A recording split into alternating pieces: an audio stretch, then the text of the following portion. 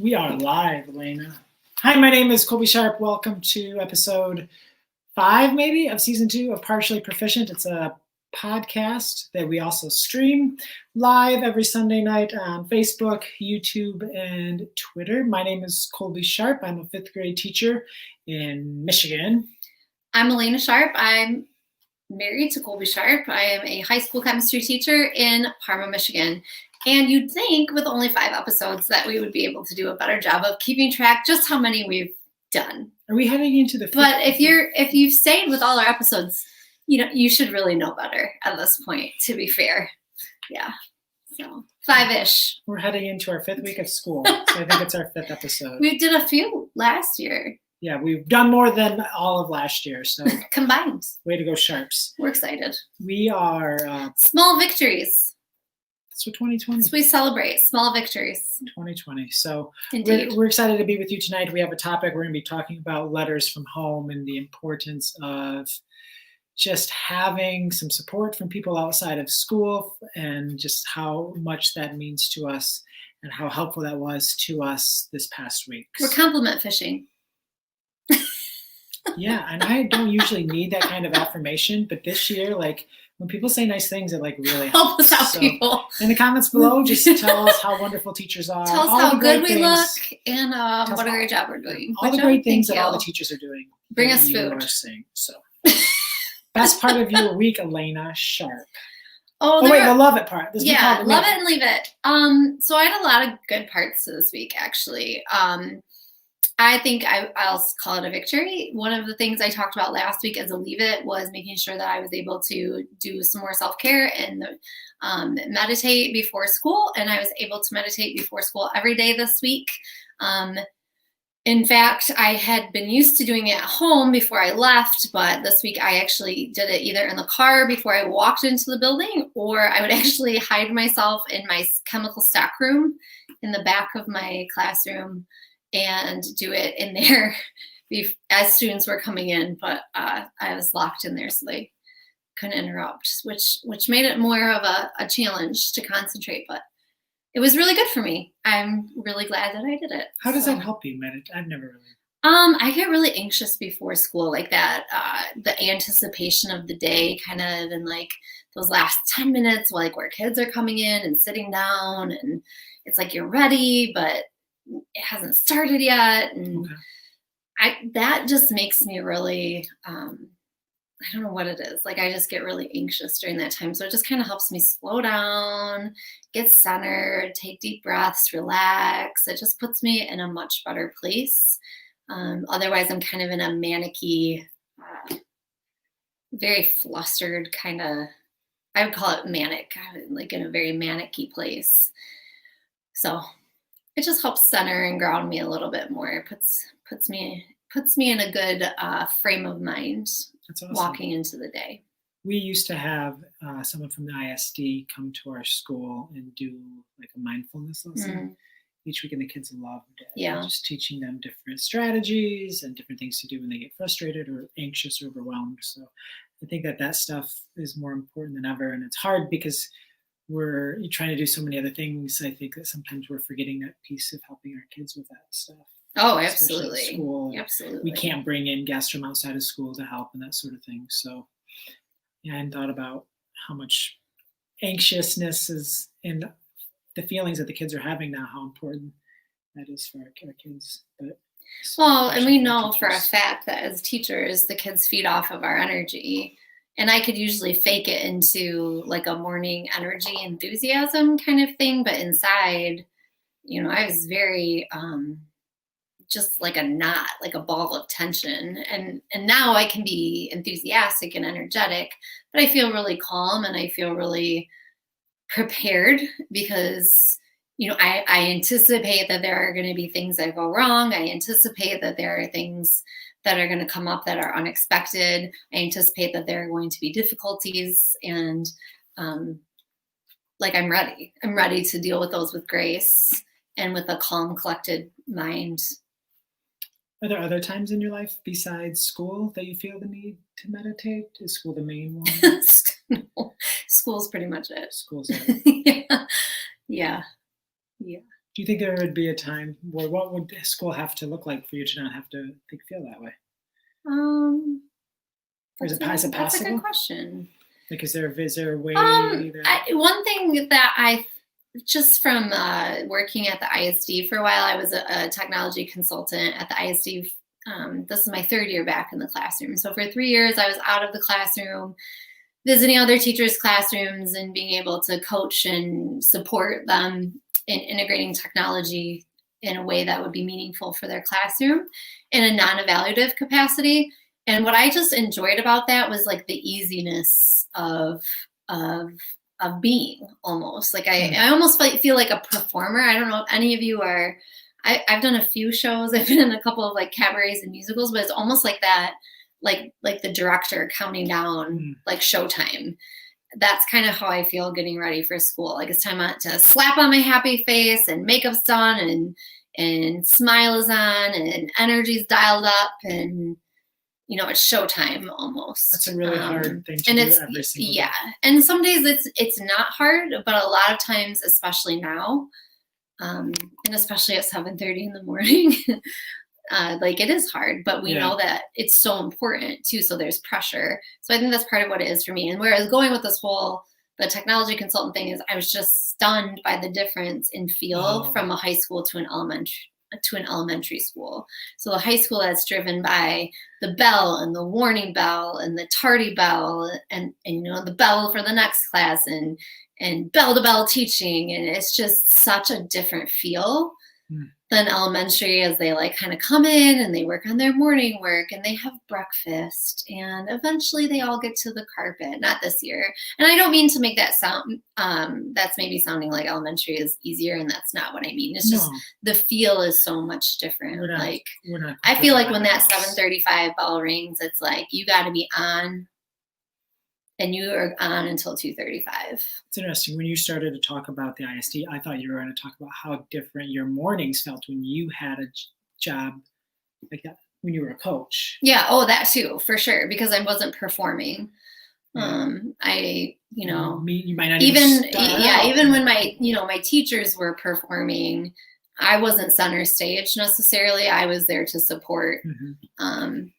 So it makes it a lot easier because I'm just, it's easy to be the fun person who comes in on the side and brings the robots. Like, that's, it takes a lot less mental energy, but yeah.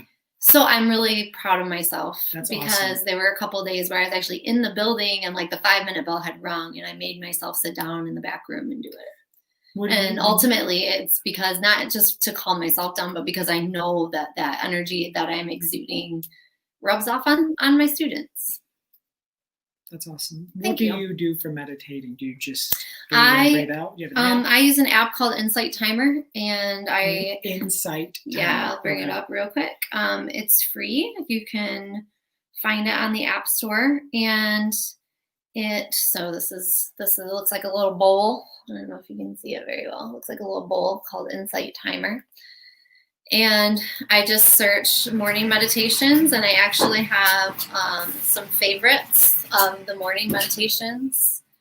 And because we have the worst network connection ever at school, we have like 0 bars at school. If I want to be in my car and do it, which that's my favorite, is I don't know about you all, but coming to the high school in the morning, there's like a sweet spot where you can get there before like the mad rush.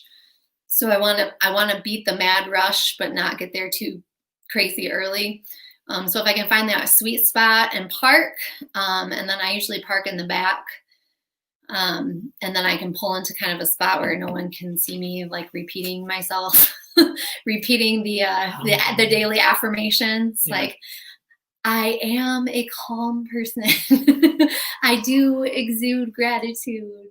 Or like this week, there was one that I had to put my hand on my heart and say, like, I am having a hard time right now. Yeah. It is normal to feel this way, but like if somebody was watching you, that would definitely be strange. So I pull into my parking spot in the back and then I can do it in the bag before I walk in. That's my favorite. It's really hard when I'm in my back room and I'm hearing my first hour students come in and talk to each other. Yeah. So it's really difficult to tune that out. But so I'm super proud. I did have to do that twice this week, but I'm super proud I did it all 5 days this week. So how about you? Amazing. What was a little bit for you this week? On Friday, it was a little chilly, but the sun was out, and we decided to write outside. Oh, fun. So down the street from our school is a little park that's owned by the village, and they have a pavilion, big, huge pavilion. Grown-up park, right? Yeah, and a ton of picnic tables, and they're way spread out. So we did a response from the Creativity Project, and I just gave it to them. And we were all spread out so the kids could take their mask off, and they were able to just talk about, and they were able to respond, respond and then read to each other. And we wrote a little bit, and then some kids shared, and then we wrote a little bit more and shared, and wrote a little bit more and shared. And I don't know, I thought it was our best day of writing so far. They wrote a ton. They did not want to stop. They wanted to share. So usually in my classroom, I need to have like the kids really close always, like when we're doing whole group stuff. So like we're always on the carpet, and like the carpet is usually lined with couches, and then kids sitting on the carpet or kids sitting bringing their chairs, but we're all like really, really close. And kids often, most of them feel comfortable sharing, and there's a lot of sharing and conversation. I love it, and trying to figure out what that looks like in a COVID-19 classroom, because we're all in rows. What do you do for the kids who are at home when you have picnic table writing? They did the same writing, but they just did it at home. Yeah.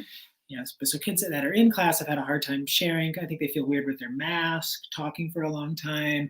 The kids sitting in the back of the classroom, it's just hard to, it's just not the same. So we're trying to figure out that community, and it felt a little bit like we had it when we were outside. So that was really nice, and I felt good, and it was fun to be outside. No one got stung by a bee, so that was a plus. I have so many wasps in my room. Yeah. Oh my gosh. I trap a bunch of wasps with beakers every day. It's like... Yeah, but we're actually getting some tents. We're getting like the big like tents you see at graduation parties. That's fun. We use, I believe, some of our like, I don't know what to call it, COVID-19 money, I guess, from the government. Okay. So that way when it does rain, we have these outdoor spaces where we can set the kids off. And we're looking into getting some picnic tables so we can set up some outdoor classrooms and have some outdoor space, which will be great this year. And then hopefully, if we can get a vaccine and we can get this virus under control, we'll be able to use it even into the future. Oh, yeah. Stuff that we can use now and help keep us safe, help keep the kids comfortable. Wearing a mask all day is really hard for everyone, and especially a 8-year-old, 6-year-old, 10-year-old, and giving them some opportunities to spread out, to take it off safely. I think it'll be. And my kids have been amazing with their masks, so I'm pretty strict with the rules. And after like day 2, maybe one kid I have to ask to put it over their nose, and so proud of them. But getting outside, writing with them, I wrote a bunch. We used one of Debbie Always prompts. We love Debbie, so that was really fun. I'll leave it. What is your leave it for the week? Well, I had a lot of leave it's this week. Well, can I say one more good thing first? Yeah, absolutely. On Saturday, we went, I guess, on a date, and we went to one of your best friends of your life, college roommate's wedding. That was what I was looking forward to last week. That's what I said. And we were in backyard. Yeah. The house that we had been to, like while we were in college, like we had visited. We dated in high school and college. So, but we got a chance to see people we hadn't seen. Your freshman roommate was there. The woman getting married is the maid of honor in our wedding, and a great friend. And we got to see her kids, and we got to see her parents, and we got to see another girl that you played college soccer with. And it was really special. It was really awesome. And they seemed really happy. And it was really fun too. It was a beautiful backyard, outdoors, small. Probably 15 people. COVID safe. 20 people. Oh, it was more. Yeah, it's probably like 25 or 30, but very safe and outdoors. And it was weird to. It was beautiful. Feel like it was just cool to celebrate something so happy at a time that's been so. Yeah, yeah. That was really, really awesome to just see two people so happy, and their kids. The groom. JC has 3 daughters, and Jessica, our friend, JC could be our friend now, if he wants to be. But Jessica has a son and a daughter. So they now have 5 kids, and the kids were so happy. And so cute. And so cute. Oh, so that was really fun. All dressed up and giving their mom away. Yeah. And dancing, you know, instead of like father. Well, there's like a father and mother of the bridegroom dances, but then there was like the kid dances. That was really cute. Yeah, it was cool. Really cute. And one thing that I loved at the wedding is just how appreciative, I guess we can talk about this later, but everyone was so appreciative of us as teachers and asking us how it's going, and just like so concerned for us. It's easy to get on Facebook and to see a lot of the negativity towards teachers right now. So to be able to just hear people that we don't even know what our situation at our school is like, just to be so. Yeah, well, that's like the main part of our. So we're getting there, but let's go hardest part of the week first. The leave it. Is there something you wanted to share? I had a really hard week. Yeah. I had a really hard week. So this week, one of the things I wanted to work on last week was taking better care of myself. I hadn't run or meditated, so I was working on those things. So I was meditating before school, and then I had decided to run on my prep, which is third hour, and give myself some time then at the end of the day that I would spend running to work on school. And what I found out was that I was violating the contract when I did that. So I actually got written up this week, and it was a pretty terrible experience. So I can't run on my prep, and I didn't know that. It was an honest mistake. I thought that I was fully allowed to, as long as I stayed on campus, use that time as I deemed appropriate, and I was wrong. And it was really rough. I have not been ever written up in my 17 years of teaching, and it was very humbling, and it does not fix my problem of figuring out when to run. So I still have to do that. So my leave it is not violating the contract. And it was hard. It was hard on top of an already hard. It was kind of like a kick in the crotch, honestly. So there's that. I guess that's a lot more serious. Another leave it that I felt like this week is I'm over the feeling like I'm a really in your face kind of teacher. Like, I love talking with students, being with students. One of the things that I think I'm known for is honestly, like, probably just and I'm not saying this to brag, but like the number of steps I put in. I have a really wide classroom. I think it's 45 meters. And I have 7 sets of 4, like a desk of 4. I have 7 of those lab stations. And I just kind of cruise around the room. And I talk to students. If they need help, I help. If they don't need help, I talk to them about life or their favorite snack or songs, or, I just make it really a point to check in with somebody, like look them in the eyes and talk to them. And my leave it was kind of in the middle of this week, I guess, which is like I'm over sitting in the front of my room and just kind of watching while my students work in silence. And we've been trying to balance this, like, how do I manage an online curriculum and students who need my help at home, and like flood of constant emails of students who need help, with students who are right in front of me, and having to provide an equitable curriculum and experience for both. And I feel like I'm finally starting to wrap my head around how to do that in a not totally sucky way. Like, it's still not my best. And I'll go back to, I think, a couple episodes where I was saying I still feel like I'm working my butt off for kind of a subpar. But I feel like I'm seeing the light at the end of that tunnel. A little bit. Like, I don't think it's ever going to be like truly excellent. But I'm seeing some improvement and I'm seeing some progress.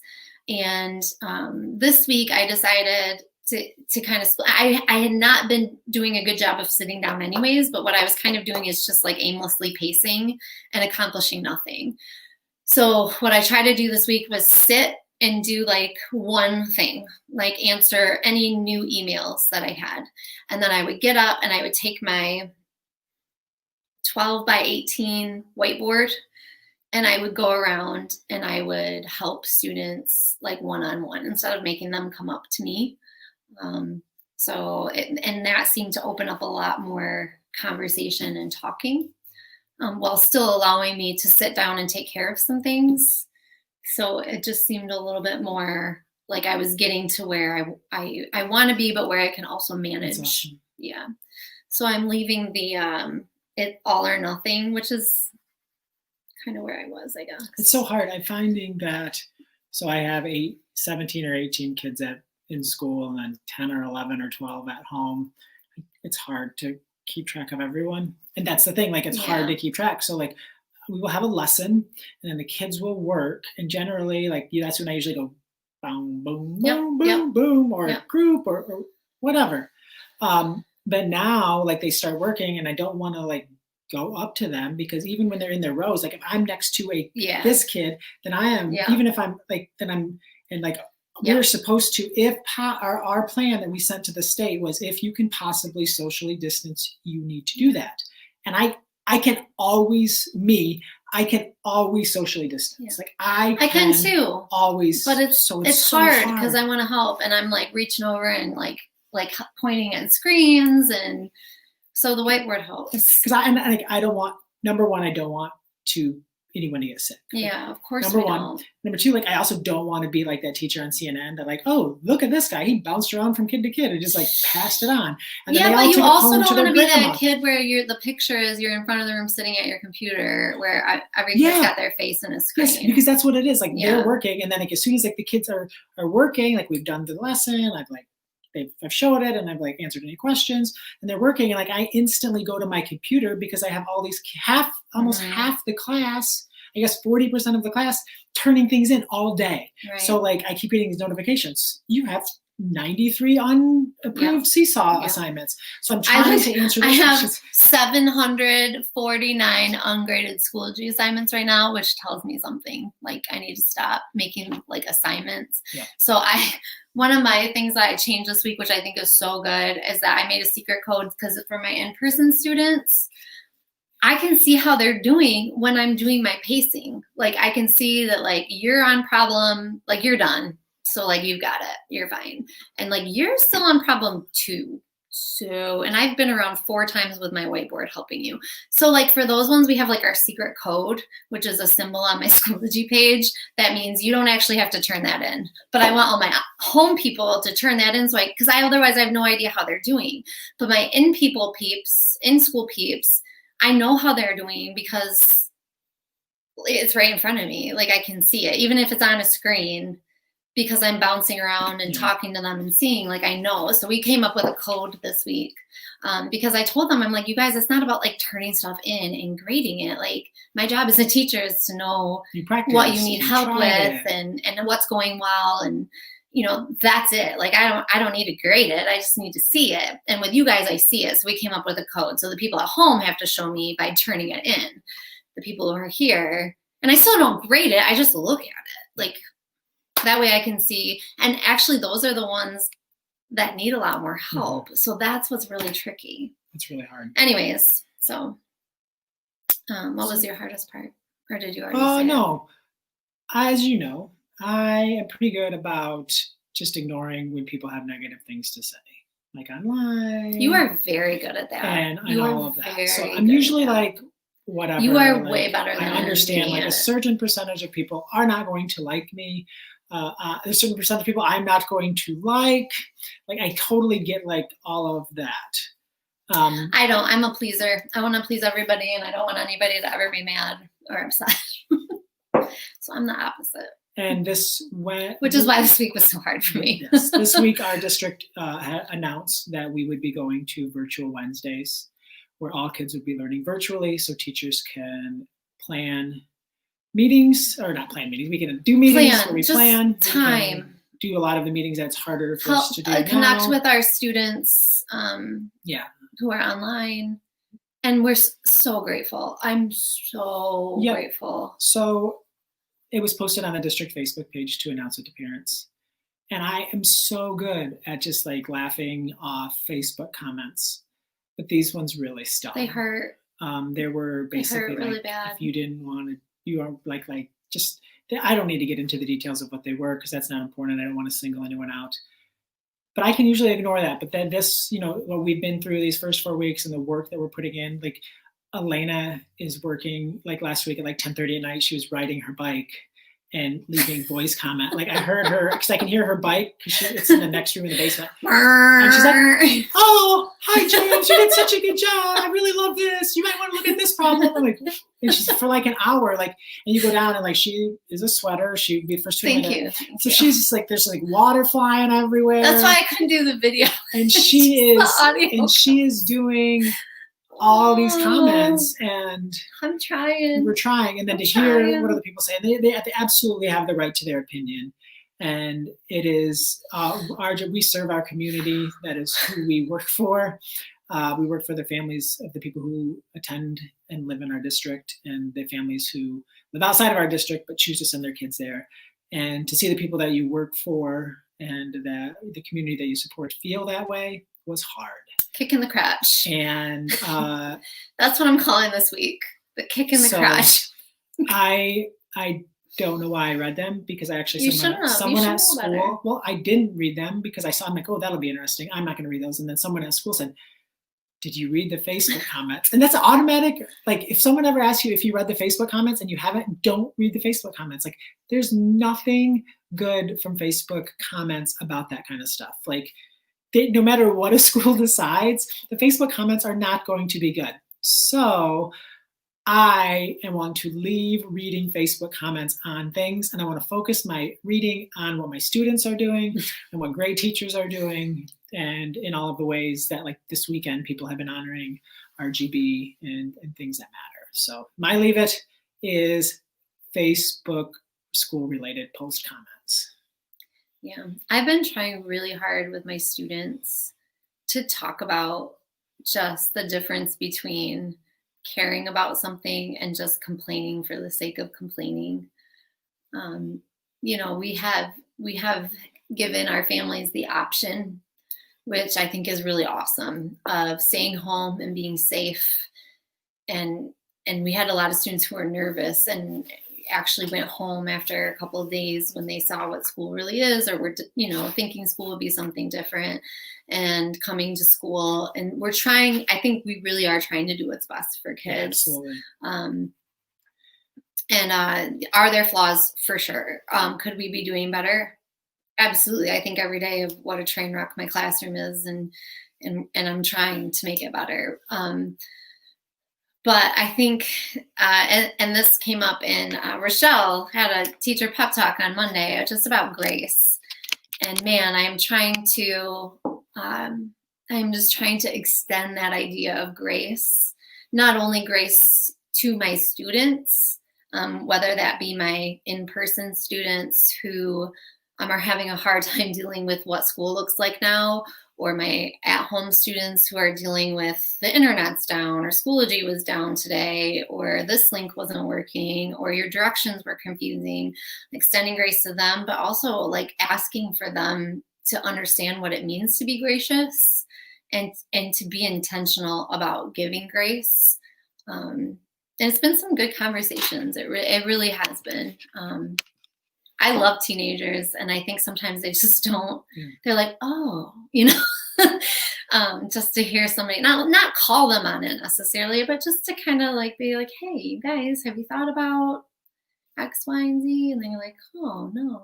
I'm like, well, Could you turn my leave it into how you're helping your students be a little bit gentle with that, because you're, just yeah. So we're gonna leave some things behind, friends. Oh, I'm leaving this. Bye-bye. And we're gonna try to move forward. Bye-bye week of 14th through the 18th. We'll see you later. Yeah. It's been fun. It's been real. It's been fun, but it hasn't been real fun. For sure. Yeah. It's been frustrating. I'd also like to stop being the mask police, because I feel like I get so upset when I see people not wearing masks, and I need to leave it. And I need to control what I can control, which is my family. And I can control my classroom with our mask. It's exhausting. But I was at a high school football game and very excited that my brothers get to play. I have two brothers that are seniors. They get to play their senior year. And I was concerned as I walked around the stadium, seeing so many people violating the law, basically, and I need to leave that, and I can't do it. So there's these kids that were a bunch of them were wearing masks, and at the end of the game, I like kind of blew up on them because they had left a bunch of wrappers, like Subway wrappers, and it was mostly because I was just mad at them for not wearing their masks the whole game. You didn't blow up at them. You asked them nicely to take care of their stuff. But give yourself some credit. They looked shook. You were not. I was like, hey, yeah. You were not. Anyways, control what you can control. Leave it. Power standard. That section is supposed to be like 5 minutes, and I wrote 30. We'll work on that. Love it. Leave it. Leave it. I'm telling you what, this was not an easy week for me. This was probably the hardest week yet for me. And what was crazy, it's like, do you ever have those things where you're like, okay, like that was hard. It couldn't get harder than that, right? I made it through. Well, and then it happens. Like it's worse for reasons that you did not even see coming. Yeah. Like that was this week for me. But I made it through it, and hopefully this is rock bottom. You had other stuff that you don't want to talk about here that you've been thinking, and tough decisions you're trying to decide and make with your life and all that stuff. So there's a lot going on. Next week will be better. Thank you, Pam. Power standard. Thank goodness for letters for home. Oh my goodness. I love this. We were trying to think, I like to have a theme. Alaina just doesn't think it's Colby stresses out about it all weekend. Friday, and I'm like, all we do is babble on anyway, so what does it even matter? See, watch, it matters because we have a theme, and our theme is letters from home. And I want to talk, I talked about those bad comments on Facebook. I talked about, like different ways that people have made people feel inadequate this week, or like they did something wrong. But we got some really nice notes, I guess emails from people outside of our classroom, outside of our school district that I feel saved us this week. I feel saved us and helped me feel like I was worthwhile and not a total waste of space. So why don't you share your letter from home first, that you got the same day as your bad day? Yeah. So I had a student's parents go out of her way to email my administrators, and I don't know the exact verbiage, but it was something to the effect of wanted to let you know that your teachers have been doing great. And then it was like, Mrs. Sharp in particular it was something like teach a class on how to teach during COVID because she is so, and then what did she say? It was like just really nice things. Like, yeah, it was informative and personable and it was engaging. And I can't remember like the other things she put in there, but it was like, oh. Like it's something that if you were applying for like a job, like another teaching job, like you would just forward that email and be like, listen, like how can you teach a class? Because I have no idea what I'm doing. She actually is doing that. Like there's been times this week where she's giving up her prep hour to help other teaching people and just doing some great things. And that note affirmed the work that you're doing, and that you're doing good things. And I think it's so hard for those middle school and high school parents because, like, my parents are amazing, but they only have to worry about one system. Like all of you teachers are trying to learn this new thing. And, we've seen our kids' Schoologies, and all of our teachers have spent a tremendous amount of time on it, but they're all a little different. I don't blame them. Some of them are doing it by theme. Some of them are doing it by week. Some of them are doing it by chapters, which is all very reasonable. And I don't know. Yeah. And I think it's, as a parent, I think that is as important, if not more important, than the actual things that they are doing as content assignments, is being resourceful enough to dig through there and figure out what is it that I need to do? How do I do it? And how do I make sure my teacher sees it? And I would also argue in there, what do I do if I need help? Like, those are real skills. That is being resourceful and creative and like a detail-oriented, deep thinking kind of advocate, like those things are as important to me as a parent. So we need to do some real work on that. But the thing is, like, I hadn't taught my kids how to do that before. So we were doing some real work on that. And it's nice to see our 7th and 8th grader. We've spent some time on it, but we are making progress. Are we there yet? No. And we are thankful for the grace that their teachers are showing as we have kind of failed as parents in helping our virtual learners at times. So thank you, Western middle school teachers. Yes. We are thankful. Our 8th grader came up to us and said, Mom, Dad, I have a 39% in algebra. And I was so proud of him for telling us, like, because we have been really crappy parents and have not even looked at his notes. Yeah, because every assignment that he has done on time and turned in, he has got like 100% on.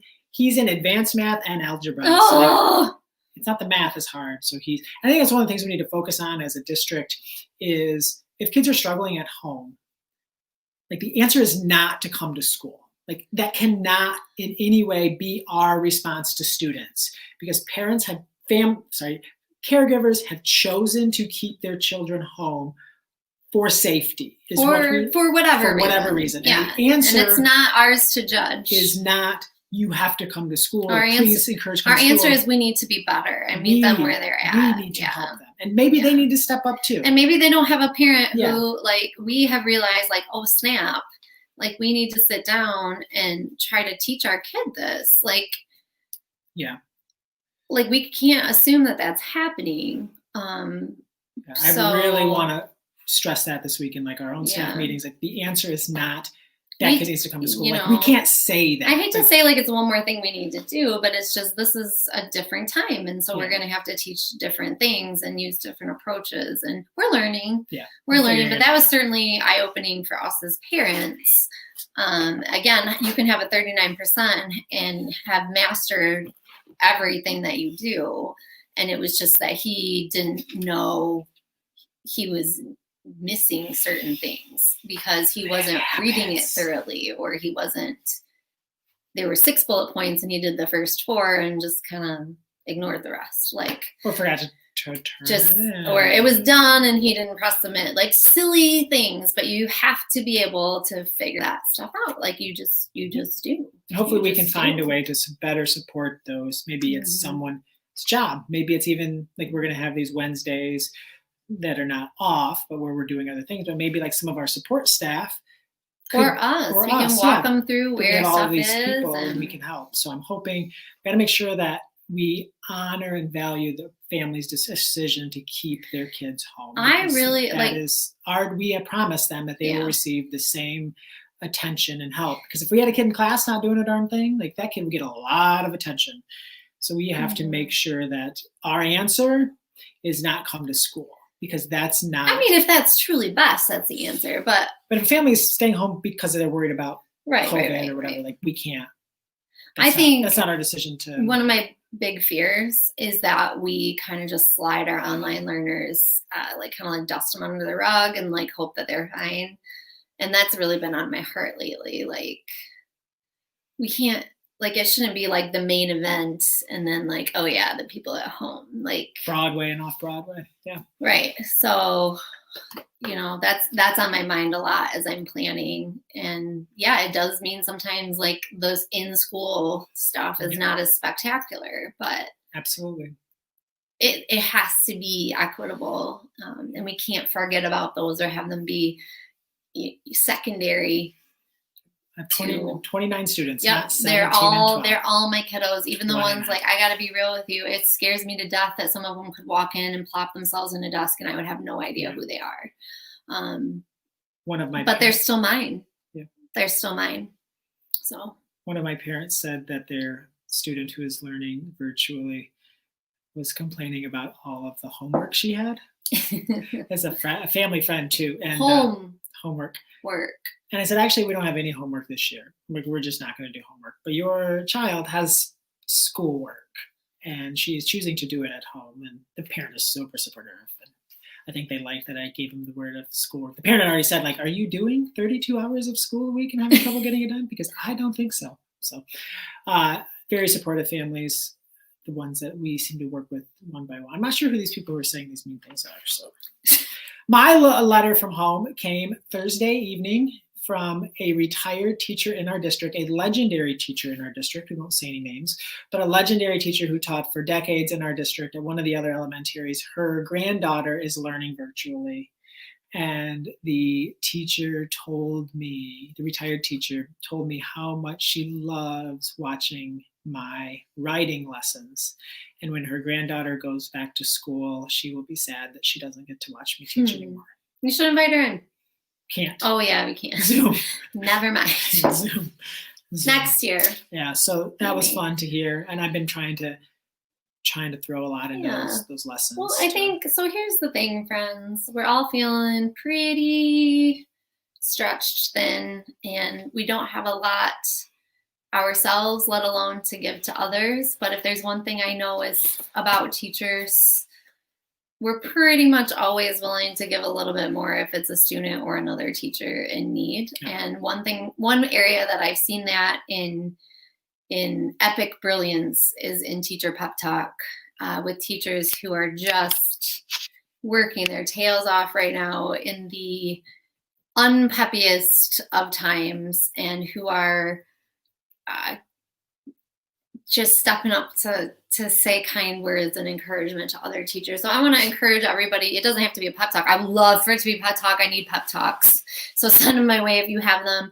But even if it's just like a little like post-it note in your friend's mailbox, like, chin up, buddy. Like, yeah. I heard your kids laughing in class the other day. You must have been having fun. And that's what it's all about. Like, simple stuff. Just, it doesn't have to be a big deal gift basket, like, nicely. It can just literally be a post-it note or a quick email. I think we'll all take what we can get right now, and all those words matter. Yeah. So I would just encourage you, if you have it in you at any point this week, take 30 seconds and send someone some love. Yeah. In your building or your district. I think so. I think that's really important. We have 2 categories left. We have. Okay, so speaking of which, can I use this? This is going to be my category. So I'm gonna. Because I was going to use that for one of my things. Go ahead. What are you reading, sharing, or? Go ahead. We got this in the mail. For people listening, it's like a box set. It's a box set of postcards. It's called Brave, Black, and First. And in it are 100 postcards. Do you want to just explain it a little bit? Sure. So each postcard, the front is a just beautiful piece of artwork, and these are all done by Erin K. Robinson, and it is of a Black woman. Colby was holding up Beyonce, and I have Angela Davis in my hand, and on the back is their name and a little bit of a just tiny little bio, like when they were born, what they did, where they're from, and a quote. And then there's room to write, and the art is just out of control. Here's Erin K. Robinson. And the person who did all the text, the author of these postcards, is the same person who edited the talk. Cheryl Willis Hudson did all the text on that. So I actually sent Shirley Chisholm to one of my colleagues. I wrote one for one of my colleagues today because it's hard to not feel like empowered when you look at these, and they're pretty epic. So we've decided that we are going to, as a family, write one of these, write a Sunday letter. nights. It doesn't have to be one of these. We'll write a letter every week. And our daughter, Adelaide, was home when we decided that, and she wrote a letter to her gymnastics coach. On Simone Biles. On the Simone Biles card. So that's my thing that I wanted to share that I'm looking at. And you have a book? Yeah, I finished Everybody Looking by Candace Elo this week. And I don't want to give away too much. It's written in free verse. Yeah. And I just really liked it. It resonated a lot with me because the main character, Ada, is just coming to terms with kind of everybody's expectations for who she was and who she would become, and who she really is and what she loves and dreams about, and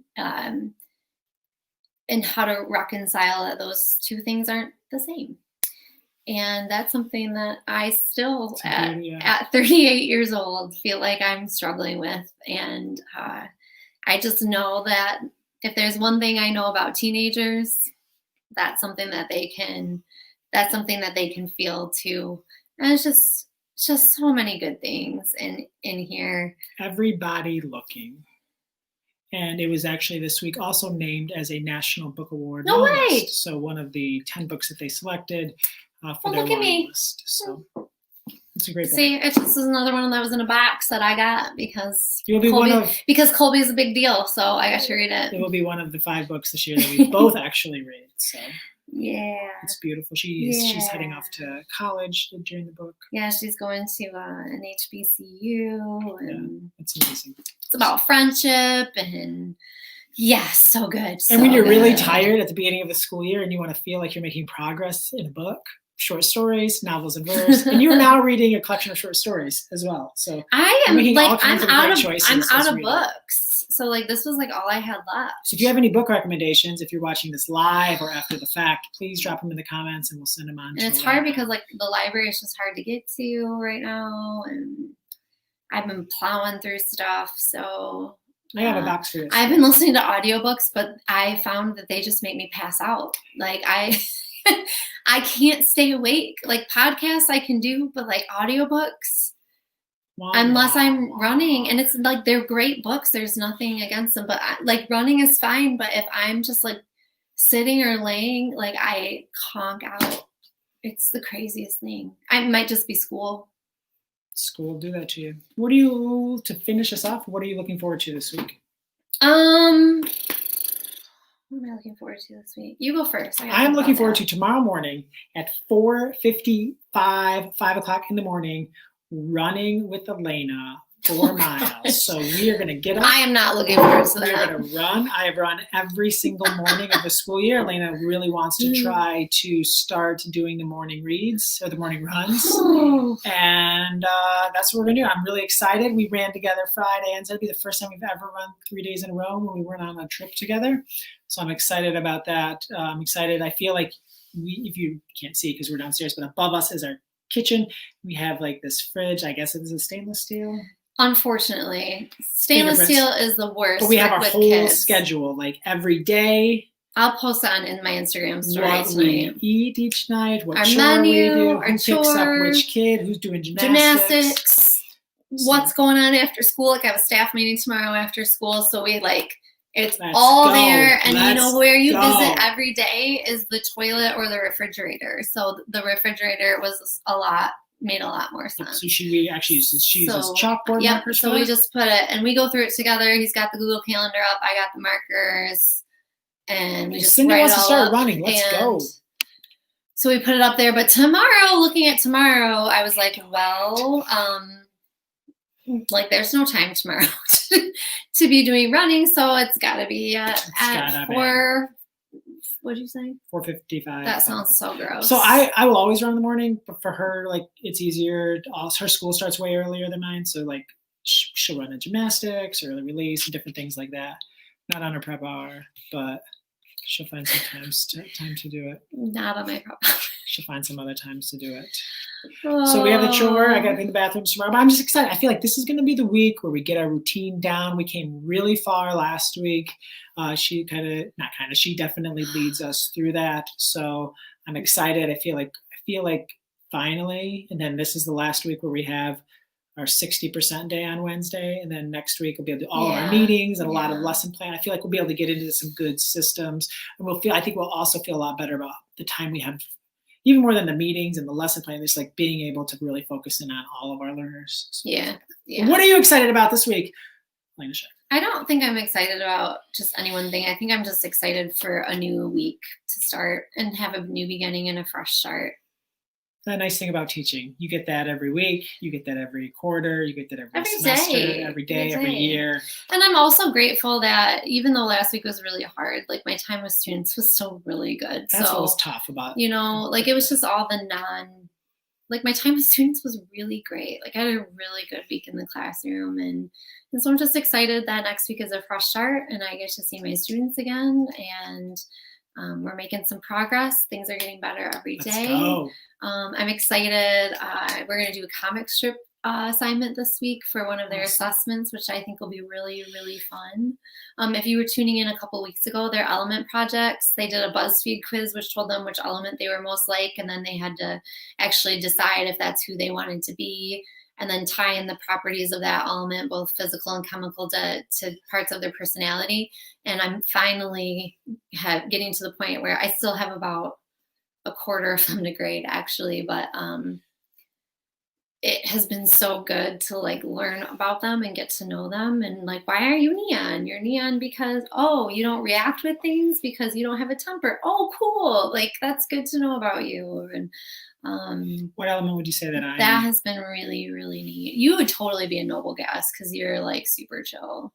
But you would maybe be xenon because you're sort of awkward. Xenon means the stranger.